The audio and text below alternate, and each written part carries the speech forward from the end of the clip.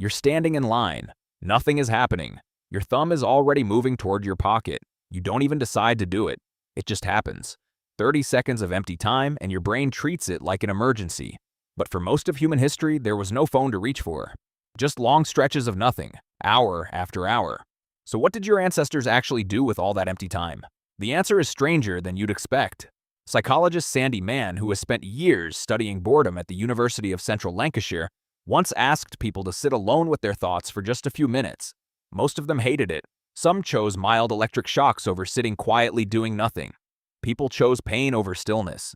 Your brain is wired to treat unstructured time as a threat, but that wiring wasn't built for waiting rooms. It was built for something else. Go back 50,000 years. Picture a small band of hunter-gatherers resting after a morning of foraging. No task in front of them. No fire to tend. Just time. Anthropologists studying the Hadza of Tanzania, a modern hunter-gatherer people, have documented that adults often spend hours each day in conversation and rest, not constant labor. The old idea that early humans faced a desperate daily struggle for survival simply doesn't match the evidence. So the empty hours weren't empty. They were full of something you rarely get anymore.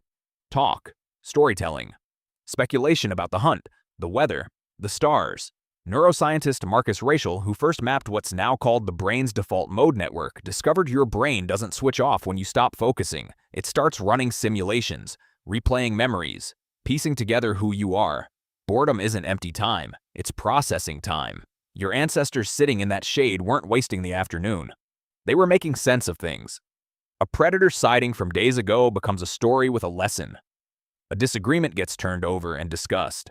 A pattern in animal migration gets noticed only because someone finally had the space to notice it. None of that happens if every second is filled.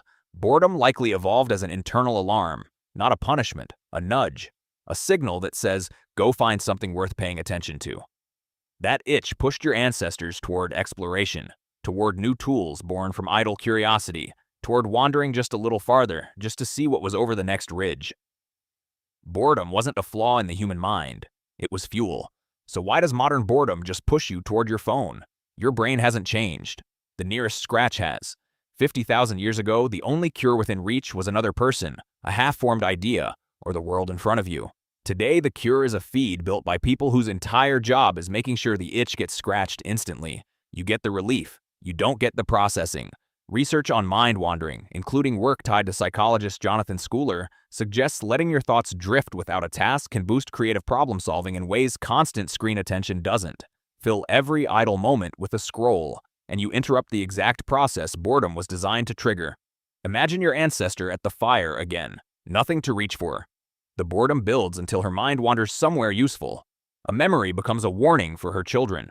A frustration becomes a new way to sharpen a tool. A silence becomes a question, asked out loud and answered, and turned into a story that outlives her. That's what ancient humans were actually doing during boredom. Not nothing. Everything that makes a mind worth having. Which brings you back to the line you're standing in right now. That itch isn't broken. It's ancient.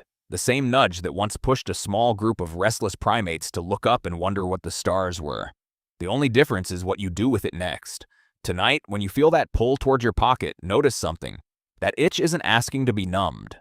It's asking to be used.